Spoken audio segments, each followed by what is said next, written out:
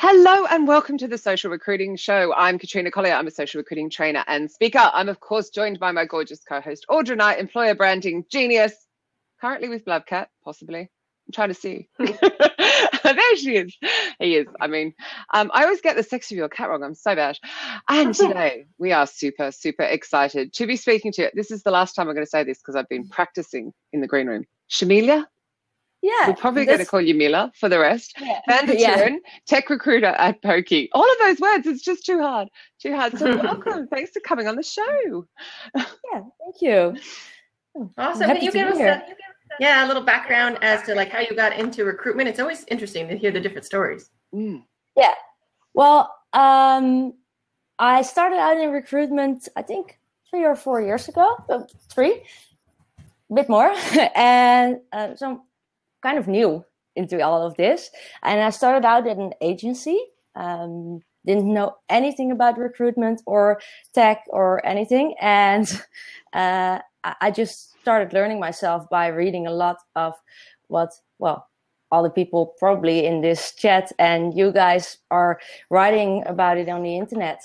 And I found out about a thing called sourcing while I was searching on the internet for more resources. And I really like that. I really like the fact that you can find someone and that is not just this hunting, because I really don't like that name. It sounds kind of negative to me, but just me. So in the agency you were in, they didn't teach you this stuff? They didn't help you? They just like... They were really used to getting applicants before, and they started noticing less and less applicants because we did freelance IT roles. Yeah. And I was the first one who actively started looking for people over there. They just thought they wanted someone who would, teach it to themselves. And that was me. And I really loved it. And I really got a lot of freedom to experiment and to try and to fail and to try again. Yeah. But after a while, I really wanted to start working in-house because after a while, it felt a little bit like reaching out to people and just throwing them over a fence. But and I want to see what happens with someone when they join us and when they like how they grow and if it was the right hire. And that's really what makes me happy. So watching them develop, that's the bit I love. The confirmation that I did a good job, you know, when they do a good job. So that's why when I started recruiting as a startup and how I ended up at Poki. Yeah. So what did you do before the world of recruitment? I worked. How did you really end up in an agency? Well, I worked at a. How am I going to explain this? I worked at a company that imported vegetables and sold them to to wholesale companies or supermarkets. So I was on the phone calling and negotiating about the prices of cauliflower and high-fiving when we made this 2-cent deal on one cauliflower. Like that's, and I was doing the finance over there, and one of the someone out of my network who worked in the agency, she knew me and my personality, like just being blunt and going into things. And she asked me if I wanted to try something new. And I was like, I think I'm ready for something. And if I fail, I can always come back. And so, Is this easier than negotiating vegetables? Completely different. I know, but the vegetables don't answer back at least. No. But it's still tough, isn't it, a negotiation game? And of course you came on to, I mean, not only are you speaking at SourceCon Europe, obviously that got me all excited, but you came on to me because of this article, which I just loved on the SourceCon blog. I think I've mentioned it in the last 2 or 3 shows about developers, how they feel about the messages they receive. Yeah. So what made you do that research in the first place? Shannon asked me to be a SourceCon speaker, and I knew I wanted to talk about something that I'm really passionate about, and that is creative outreaches and really like hyper personal outreaches I sent. And when I started writing my intro for the website, I said something like, we use our sourcing skills to find great candidates, but we often forget to spend as much time on our outreaches. Yeah. And I was like, yeah, I have no idea. So, and I have no idea if the people, yeah. So I have a question for you. So whenever I talk about hyper-personalized messages, so, I'm in training and that's what I do, obviously teach that bit, and they go, that'll take forever. That'll just take forever. Yeah, they always, right. It's always the straight away thing, whereas I think, well, wouldn't you rather have people reply? But obviously you don't find that, or? Well, yeah, it takes a while. It doesn't always have to be like that, and that's something I'm going to talk about at SourceCon. Yeah, but it doesn't. Don't give away your trade secrets. People have to know. You have to buy a ticket, right? We'll stream you in, Audra. I'll send you a private stream because I'm so going to this session. I don't care who it clashes with. I actually hope someone will record it so I can watch it and be completely ashamed. But no. I promise you, I will sit in on your session and I will stream it, which means there'll be a recording. I promise. Awesome. I'm going to keep you to that. Yeah, no, I absolutely am, because I know I'm going to refer to it the next morning. I absolutely need to sit on the session. So besides which, you're awesome, and I want your wallpaper. Yeah, I'm loving it. How do we get that wallpaper? It looks so cool back here. I think it's, oh man, how is it called? It's a designer from the Netherlands. I got it when I bought the house. I didn't change it because I love it. Oh, I love it. A kid's room that we don't use, so I use it for when I work remote. Yeah. But yeah, I love it. Yeah. So I'm going to find it and post it somewhere in the comments. Yeah, take a really close-up photo for us, and we'll find it. Image search. So, yeah. Source the wallpaper. See the stuff you learn on this show. It's very important. There you go. You would definitely figure it out. Are you having great FOMO? You're not going to be there, Audra? I still think we should fly you in. Yep. I'm jealous. The location looks amazing. Yeah, it is amazing. Have you been to Budapest before? Nope, I haven't. Have you? It's beautiful. It's a really beautiful city. Lovely. Sorry, I'll shut up. Back to you. Don't let me talk about myself. Right. Yeah, we were talking about the research. What made you even do the research for this? Yeah.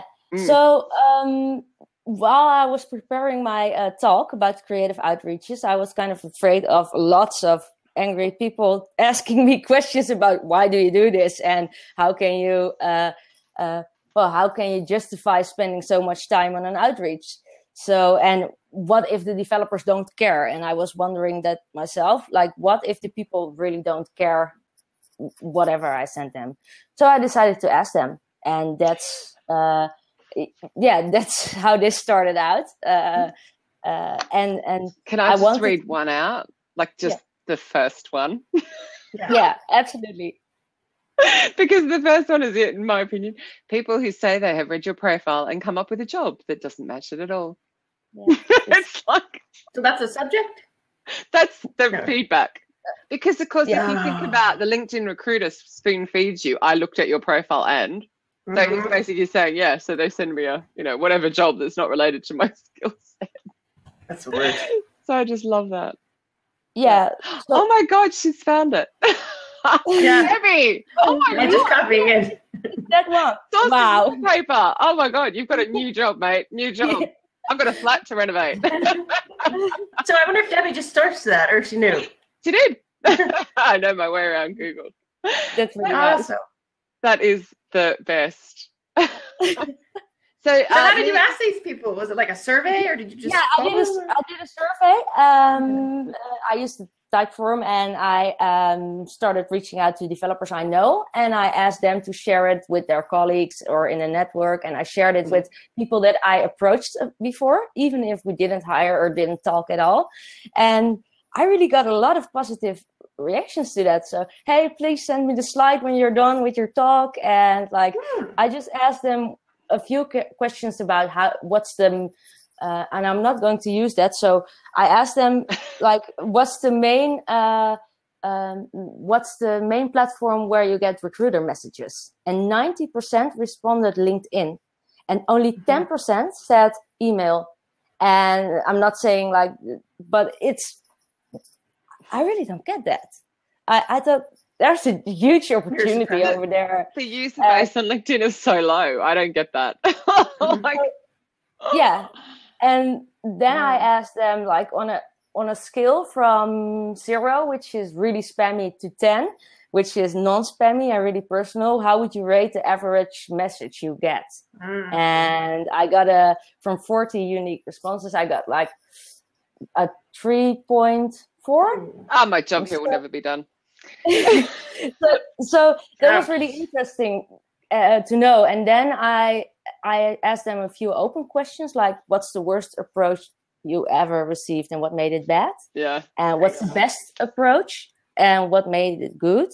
And I knew I wanted to talk about personal messages, so I asked them, like, what makes a personal approach, what makes a personal message personal for you? Like, what is it that you would like to hear? And what annoys you the most when receiving a message? And how would you do it differently if you were a recruiter? So that's a great question. I mean, it's funny because if you look at the positive responses, right, which is like, what was the best message? It was respectful, it was honest, it was personal. They showed they'd done their research. The conversation started with interest and questions instead of pushing stuff. Real background information. Like, this is just all, in a way, it's like no-brainer stuff, right? But then I guess if we go back to how many people are actually taught to do the searching and then how to put it into the question or into the message. So like Lee has written here, did you have any previous like creative writing experience or anything? Like, you just not at all learned from your mistakes? Or? Yeah, I think so. Well, I always think about, I always look at it from a perspective, how do I want to be approached?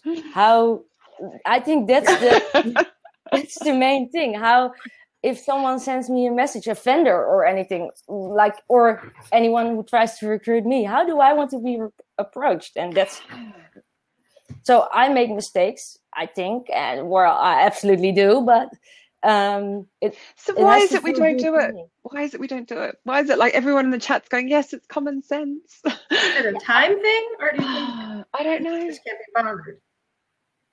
I don't know. I don't know why people. I think it's time. It's time. It's a lot of positions to fill, and not really. How do I say it? Like, not seeing the benefit of reaching out to only 10 people versus 100.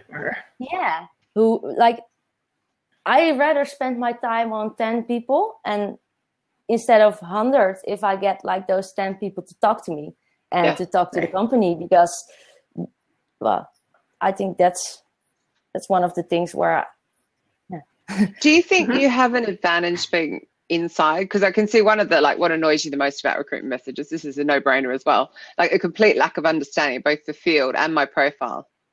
Do you have an advantage? Like, can you go and talk to the guys and will they help you? That's one of the things I'm also going to talk about, but I also wrote a blog about you have to tell us the stuff you're not, they don't have to pay. No, I'm going to stream it if they can't make it. I'm going to be nice. I wrote a blog about this, how I work together with the team using GitHub. And I think it's really important to have like the conversation about and this works for me because I'm at a small company. I don't know how this works if you're at a company with 1,000 people. So this is how I experience it. I'm not going to advise anyone to do it differently or anything like that. But what I want is for the team to say something about the person I'm going to reach out to upfront. And that can be one person, 30 minutes each week. So it doesn't take the whole team a lot of time because what they do is important and I don't want to take too much time from them. But I want them to say something about the profiles in a way that, like, this is a really good repository, or this is a really cool project, something that I might have overlooked. And that's cool. I kind of know what we're looking, or I know exactly what we're looking for. And I know, I think I have a good idea about when someone is good or not, but I'm not a developer, so I can't review their code or anything like that. And what I give them is as much information as I can find that is relevant, like a GitHub profile, maybe a blog or their LinkedIn profile, and everything together. It's like a package that I give them and ask them to sit with me for 30 minutes and and just go through it. Say, hey, what do you like and why? And then you make your approach. Yeah, that's cool. I make my approach. So I'm not going to waste my time on people that are not a fit based on what I find. And so what's your response rate then? It must be really high. Yeah, it's 93%. Doesn't that beat leaving? What was leaving? Doesn't that beat Steve? But you have to see it in like, because it's different when you send like 2,000 messages. So what's the difference is that I base this on 50 messages, you know? So I only have to send those because I get such a high response rate. Yeah. And that's the difference. And it's the skill. So I can say 93%, but I think it's like, it doesn't really count if you put it to someone who sends 1,000 messages. But see, it's really funny because some people do think, oh, well, I'll just send 2,000 and 1% response rate's great. And I'm like, they're just not the right people responding then, aren't they? But interesting, because you said you're a small company. So does that mean, how many people are you? 30. Okay. So you mustn't have much of a reputation out there. Like it being in that. Do people know that you're hiring? Lots of people are like, oh, well, no one wants to work for us because they don't know who you are. But obviously you're not having that problem because you're getting a 93% response rate. Yeah, so well, I'm not saying they're not say yes, but you've still got people at least responding. Yeah, but we don't have a lot of applicants or something like that, you know? So you have to go find them. I have to go find them, and that's my job. and then you share, this is what we're doing, this is what we're about. Yeah, that's what I do. So I still think that has its place. And that's why when we have these conversations about robots taking over, and I'm like, maybe for a massive company with thousands of applicants, but not for, like, loads of companies are in this small space. Tons of them.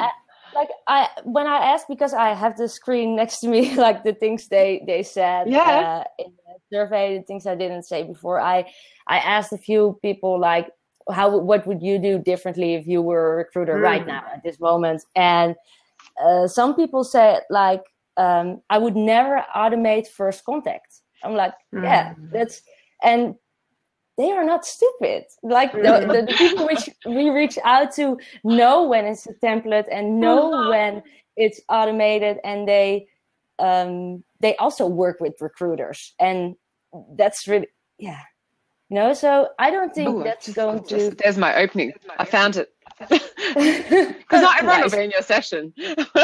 I will refer to you, I promise. Cool. No, I don't mind. Shannon and I should keep talking about this. Like, why do people copy and paste? Like, why? Oh, Ika. Time. He's going. I'm sorry. I just saw Ika's departing. He popped in. He's going already. But it's the results aren't there. We can't get our heads around it because we understand what you're doing is so brilliant. So we know that's the right way to do it. So it's. I think there's also a part where it's just being really passionate about what you do. If someone told me 10 years ago I would be in recruitment, I would say, oh, what's that? You know, but I really like my job. I really love what I'm doing. And I really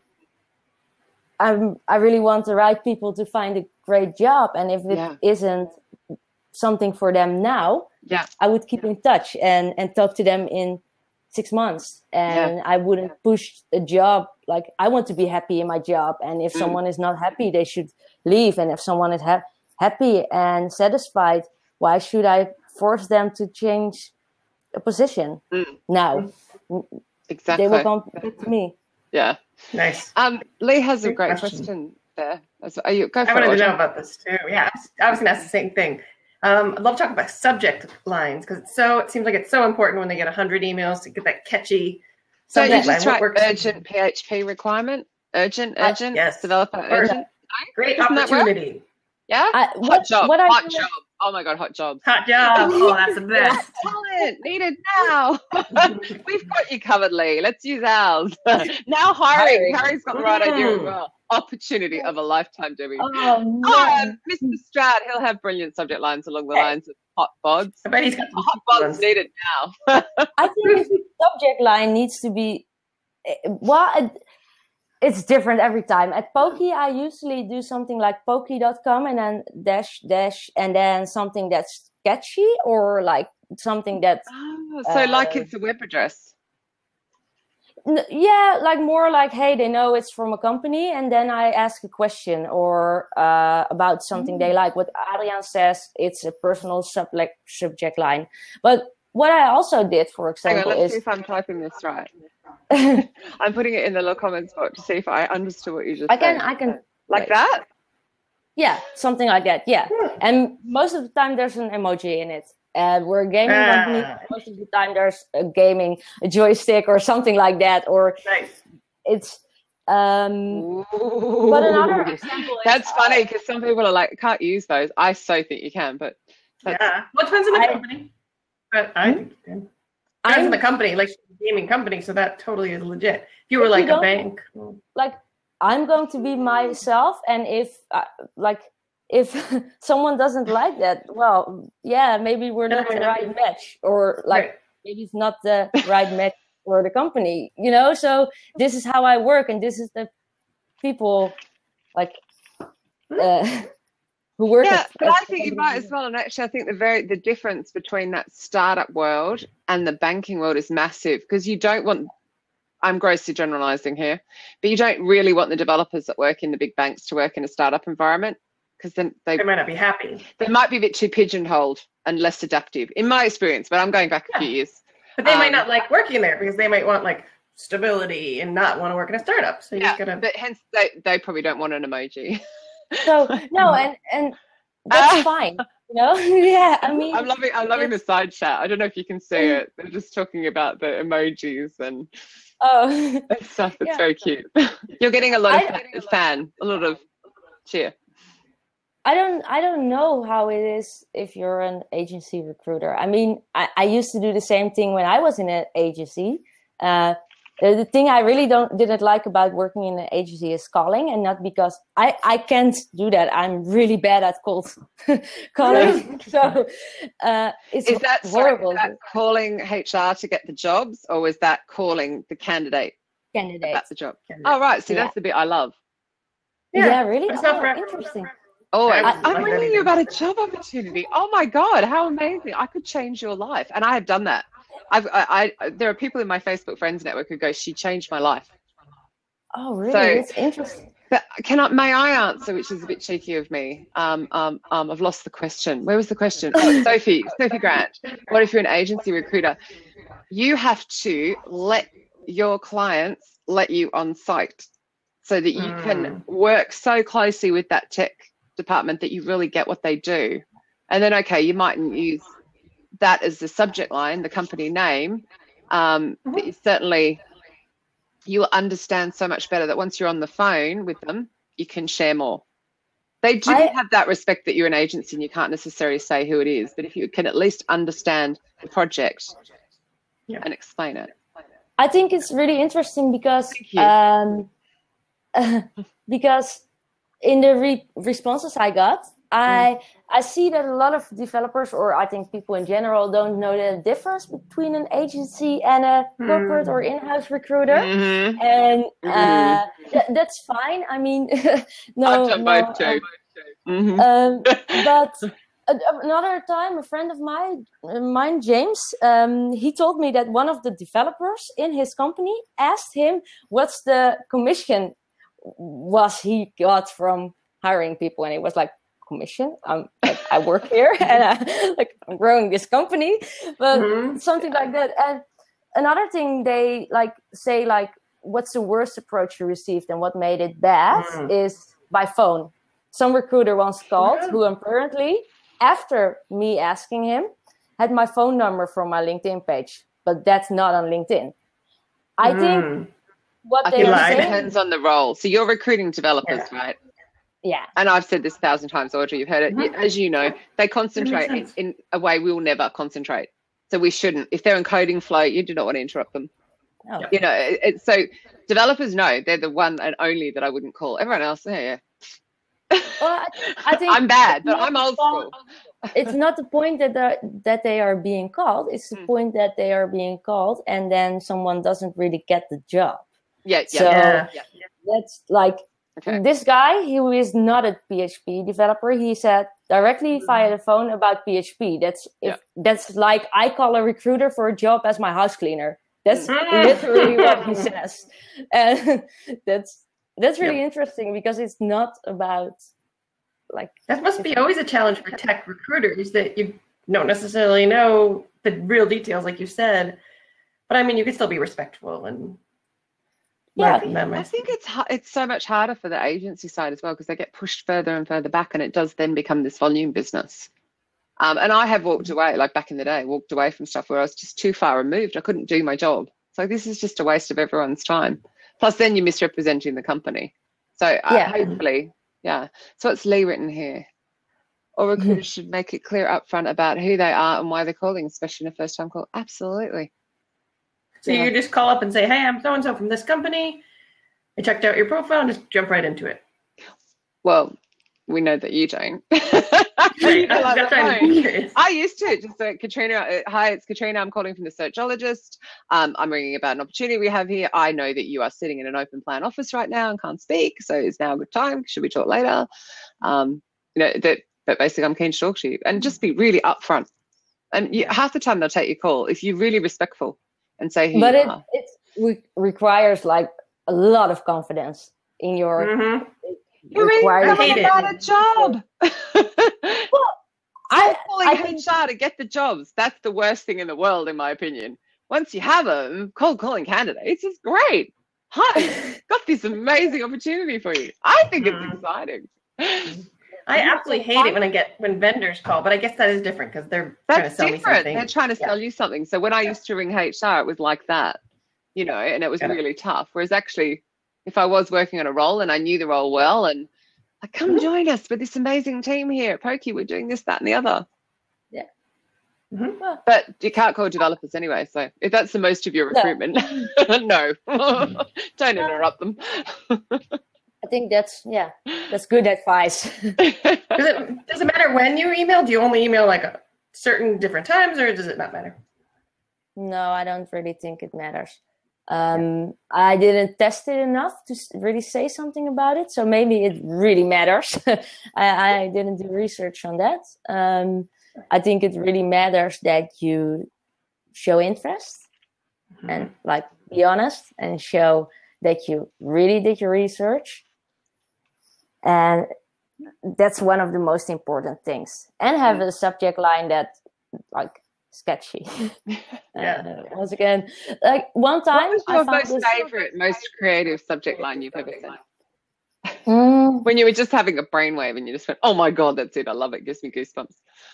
I think, it's this one where I sent a message to this guy I found, and this was coincidence. But it was coincidence. I was looking for an iOS developer, and I found this guy on Twitter who had a background with our company sticker on it. So I just emailed him in the subject line like, "Hey Tom, how did you get that sticker?" ? Awesome. Wow. And then I said something like, "Hey, just curious how you got that sticker, and we would really love to drink a cup of coffee with you. Come over to the office next week." And he came over to the office next week. Nice. So that how did you find him on Twitter? How did you source him? Oh, the tools are easy. I just sourced for developers on Twitter, and I found his profile, and I was like, this guy loves your company, and that like he has a sticker on his MacBook.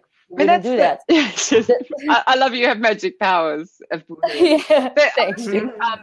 Most of the GitHub profiles with the Chrome extensions link straight to Twitter anyway, because they're big tweeters. For some reason, they really are. They're really chatty over there, and so it's like usually quite an easy way to find out what they've just blogged about, what they've just shared. And I don't understand why people think, oh, this takes all day. It doesn't. The tools just go boom, boom, boom, boom, match. Oh, look, I can see all this about them. I can use that in the message. I used to have an Alfred workflow. I don't really use that at this moment anymore because it's broken and I need to fix it. But if I highlight a name on the internet and I would open it with my, I have this quick, how do I call it? this key that I have to push, and then a thread opens. I would do a search on like 5 platforms: Stack Overflow, GitHub, Twitter, LinkedIn, Facebook, on that name. So if I find someone, it will open 5 web pages with that name. Not even using the tool, just using the name. How simple is that? Sometimes go back to basics, right? Unless they're Jim Smith, and then we're a bit screwed. But we all have unusual names. We can do this. Well, then, ooh, there are so many Jim Smiths. I mean, you will find him eventually, right? Yeah. Do you ever reach out on Facebook? Because you're looking, if you have a quick peek at the profile, do you ever think about messaging? No, just email. No. Yeah, I would reach out on Twitter, for example. I'm going to talk to you about that on SourceCon, and I have some other platforms where I would reach out to them, like their own forums, for example. And when I reach out on Twitter, I would just, like, when I do something cool, with one of the creative outreaches I did on CodePen, I would just tweet it to them, like, publicly, and that results in them retweeting me and saying, "This is a great approach, thank you." And that means that their whole network sees that I approached them for a company, and so that's really interesting. Get involved with that, in far as like, I don't know. So because you're basically putting a job in their face, right? Is that what you're doing with CodePen or not? It's code. No, it's just, "Hey, I like your stuff. Do you like ours too? XOXO Poki." That's what I said to this guy. Oh, okay, "Hey, got you. Okay. I find your website," and I copied he had this typing library. It was JavaScript, and he had his website where he had his portfolio, and he said, "I'm a Node.js developer," and then he deleted that and typed like something else. And I copied that in CodePen, and I wrote him a message: "Hey, we're a platform built on PHP, deleted that, Golang, microservices. I really love your work. Do you love ours too?" with a link to our blog. And then said XOXO Poki and tweeted. XOXO. Yeah, awesome. because that's who I am. And that's how I like to communicate to people. And I think you should stay close to yourself. And if they don't like it, well, that's fine. But this is who I am, and I'm not going to be any different because I'm hiring for a company that does like how I work. Yep. So, but then you get the right people in, don't you, as well? They're not going to come in and leave and go, "Oh, she's not like that, really," and then leave. I never had someone who said, "I don't like you XOXOing me," and I don't send that in every email, to be clear. I don't send like... I'm sure most developers would love you sending them kisses. Yeah, maybe that works. Maybe that's smart. It's just a picture. This gorgeous girl with his big smile sending me kisses out there. How do I apply? Where do I apply? Well, no. But yeah. No, I love it. I love that idea. I think my fear was hearing that was, oh God, because I'm always saying don't tweet jobs at people, but that's not what you're doing at all. I just think sometimes people will just go, "Oh, here, job, and push it at people." So that's, I would, sometimes I share a link to a job posting. I use MixMax, and I really like the previews they have when you put a link in your email. It makes like this small banner. And MixMax. I've never heard of that. It's new tool. Awesome. Do we know MixMax? Check that out. I really love that tool. It's my favorite, I think. Email tracking and shadowing. Yeah. So oh my God, we're like on tool overload, and none of them are what we expect, Audra. It's called MixMax. Yeah. It can track your emails, and I really like the preview function of the links I post. And you can schedule meetings. So that's what I'm going to ignore do. the template. Sorry, it's just me. Ignore me. I also save templates that I use, like the basics, but also templates that I use for my colleagues internally, like, "Hey, we have a new hire and this and this and this," so that I don't have to type that every time I send something. I have to switch. Try that. Email. It's awesome. it's also the calendar. Like I would send a link with my calendar in it, and people can just book something. Like, hey, you have 15, 20, 30 minutes. That's what you automate. Right. Yeah. Sure. So I have one question. Yeah. So say you spend 30 minutes with your developers and they tell you that they really like this person and what's great about them. You send them this amazing email, and it sounds like pretty much they always write back. But it's the person that maybe doesn't write back. Do you follow up with another one? Or what do you do she next? stalks them in person. Well, she might even call them, but she hunts them down. She arrives at their house. Yeah, she turns up with a cupcake. But no, it depends a little bit. I guess sometimes when I really, really, really took a lot of effort, I might get a little bit pissed off because I think I spent a lot of time on you, and if you don't want to reply, but then I think, yeah, okay, it's my job to follow up. How do you follow up? Like loads of people will say to me, that's hard. I've sent my first message. Now what do I do? Yeah, hey, it feels awkward. Any chance you saw my message last week?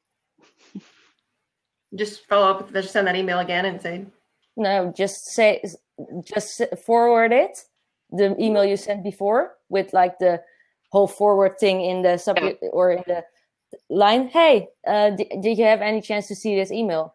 And I know if they saw it because I use the tracking tool, but I'll just ask, hey, did you see my email? And if they open it 10 times, it's probably worth sending a message.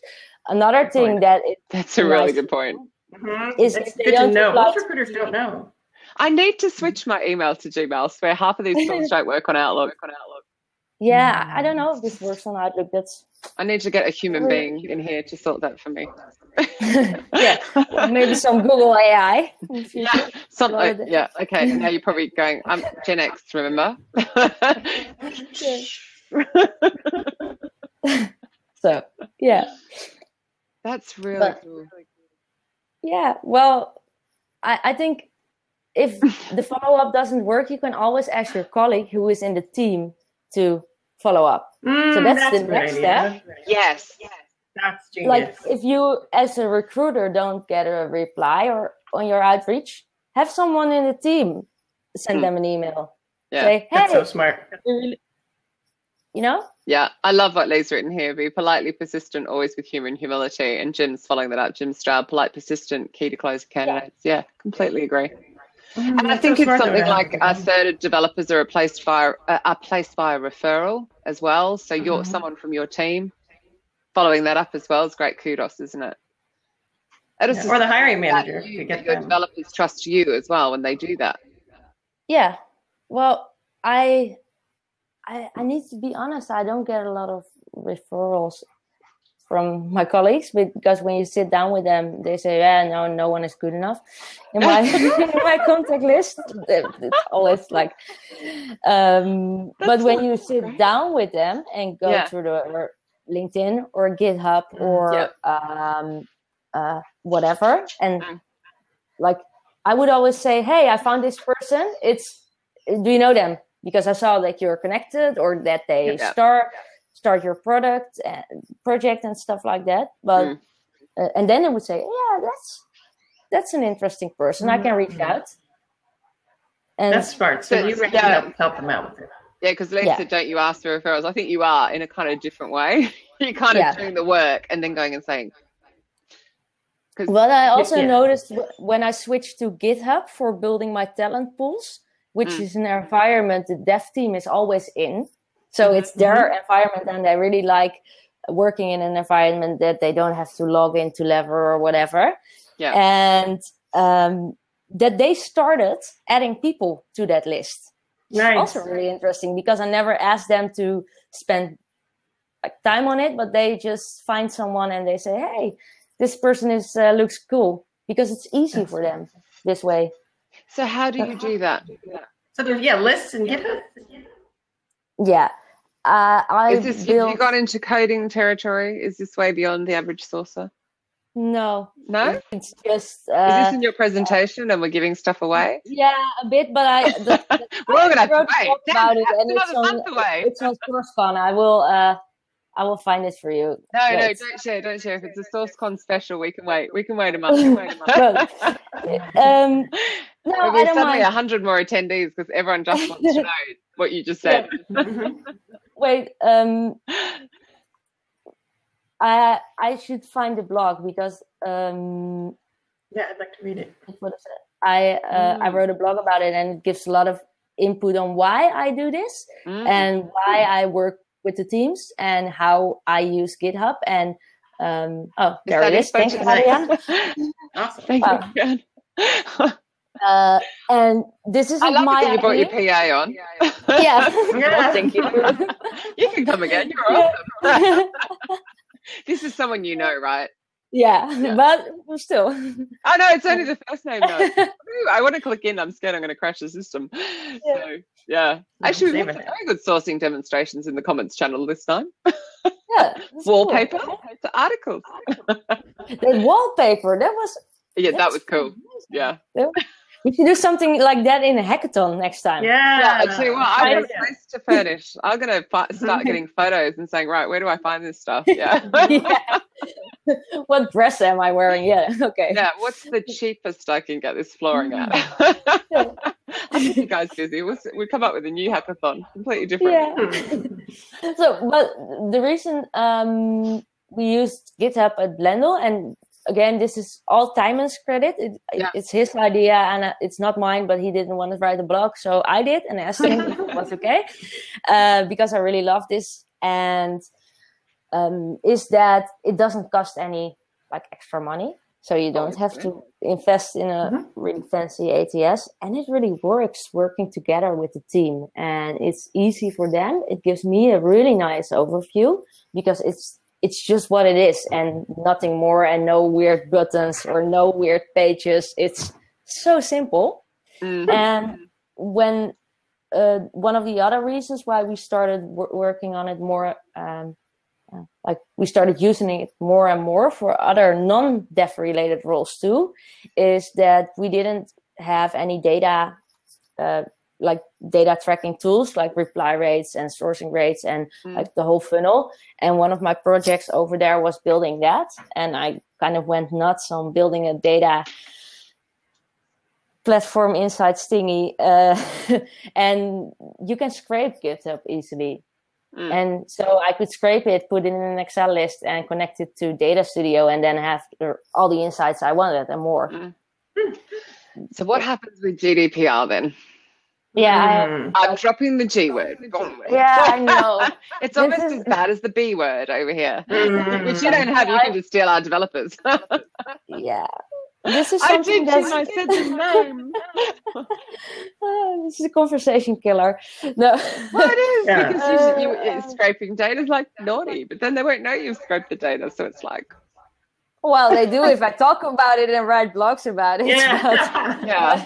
We're all still going to do it. We're just not going to talk about it. I have no idea, to be honest. What did you say, Audra? I think I'm wrong, but can you scrape it but just not keep the data? But I could be wrong. I'm confused. You just can't keep the data in an Excel file. But I think for under 30 days or something. But I think putting in data from candidates in the first place isn't really something they would like. I don't know.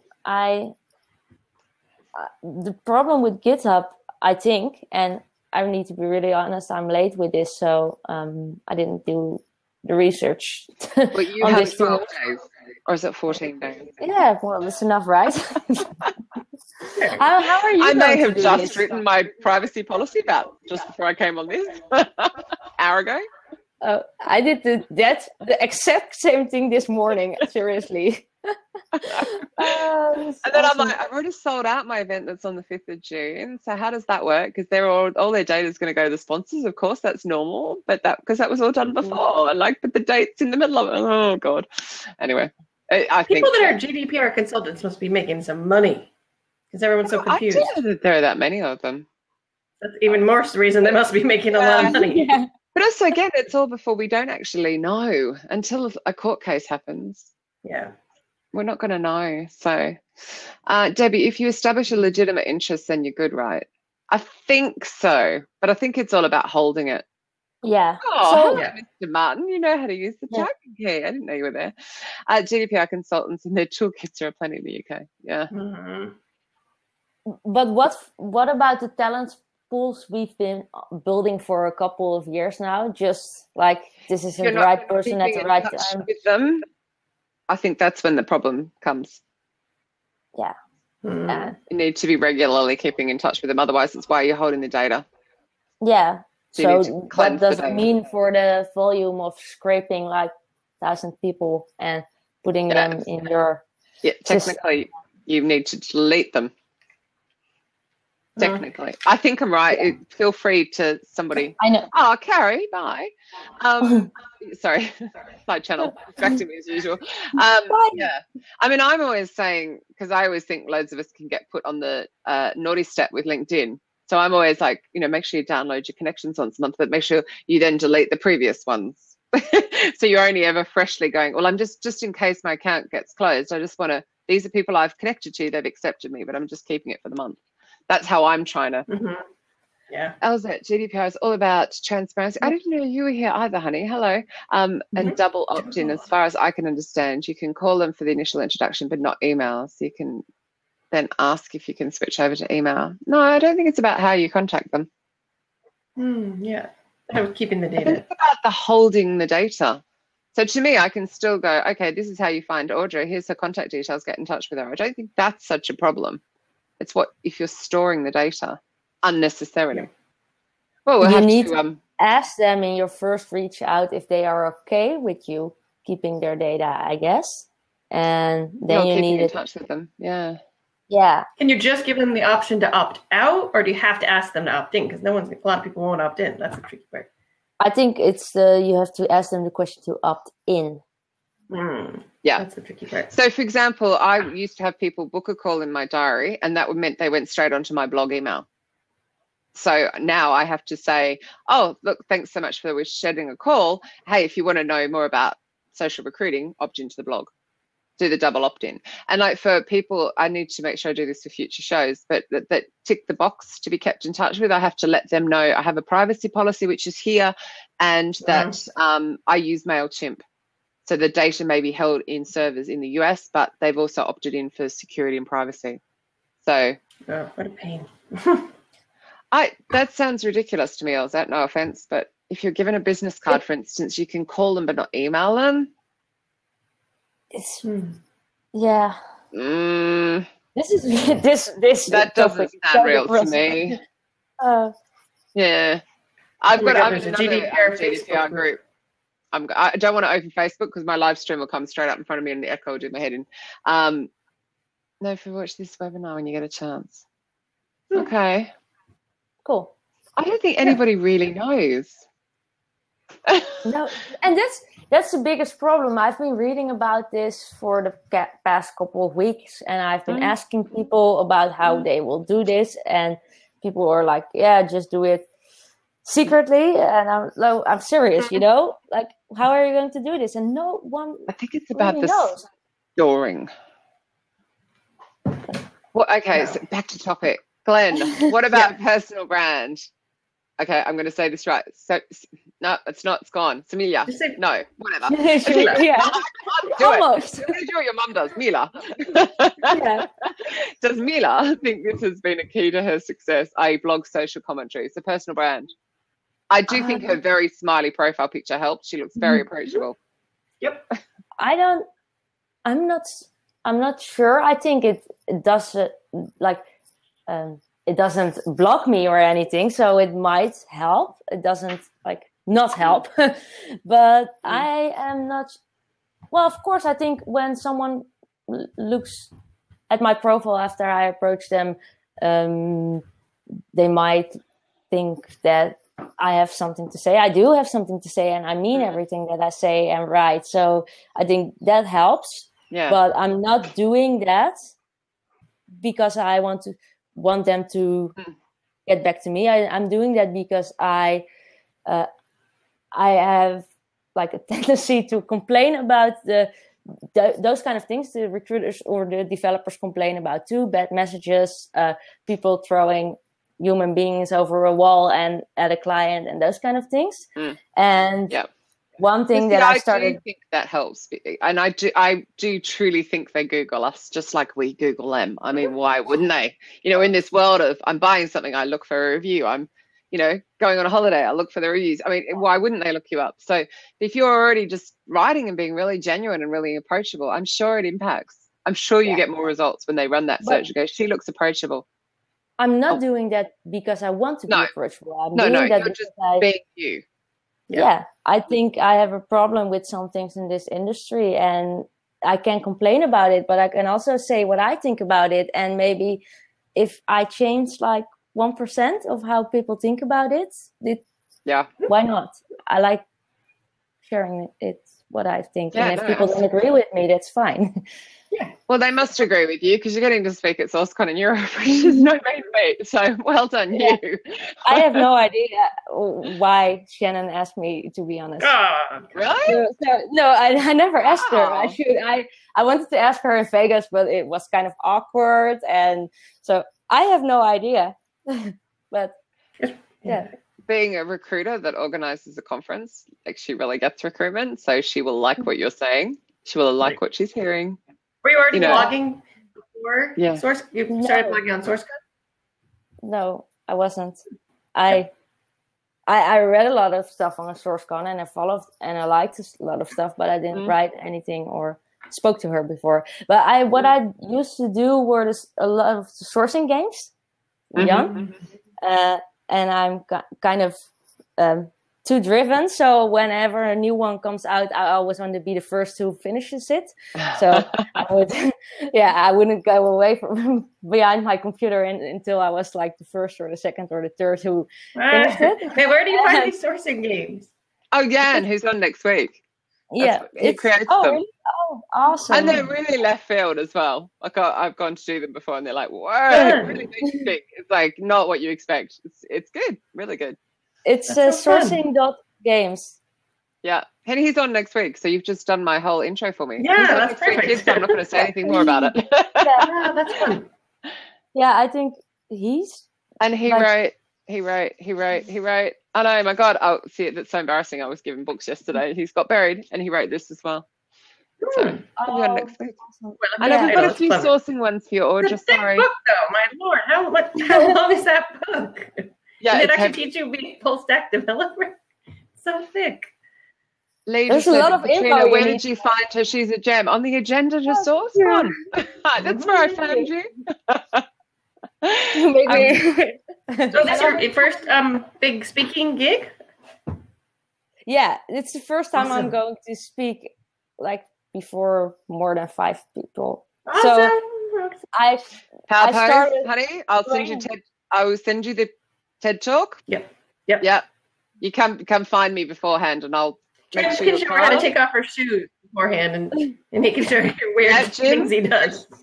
I'll have you doing power pose. We will have you calm. Yep. My phone randomly restarted itself. It's freaking me out. I just ignore Mark in the side channel. He's probably drunk because it's really late every time he comes on, like 2 a.m. or something in Sydney. But Mark from Sydney has popped in. Sober, love, just woke up. What? No, don't ruin my fun. How can he have just woken up? Isn't it like 11 o'clock at night there? Maybe he's working weird shifts. Yeah, Julie, yeah. I'm not sharing hints. I can help you a little bit, but either Jan will send me really angry messages. I didn't, in training, Julie, I didn't go to that level because that's like a really deep level. So 12? I'm not surprised that you got stuck. Because it's because some of it's like quite left field that you wouldn't expect. I think that's the great thing about sourcing and what he's showing us. It's that you need to be creative and you can find stuff very different, in places that you wouldn't expect. And no, I don't use every tactic he's using in the sourcing game to find people, but it does make me realize there are more ways to find people, and it definitely makes me more aware of the things I can't see like in the first place, but that are available.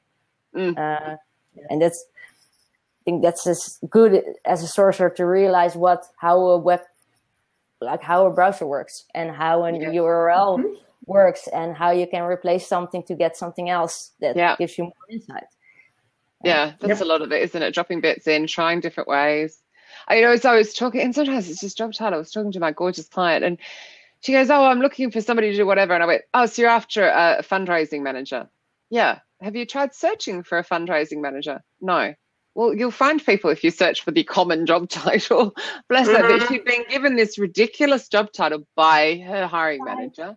If she was trying to source, put that into LinkedIn or something. Yeah, bless her. And it was just like, try this and try that. But she was, because the hiring manager, Adrian's going, "Oh, bye."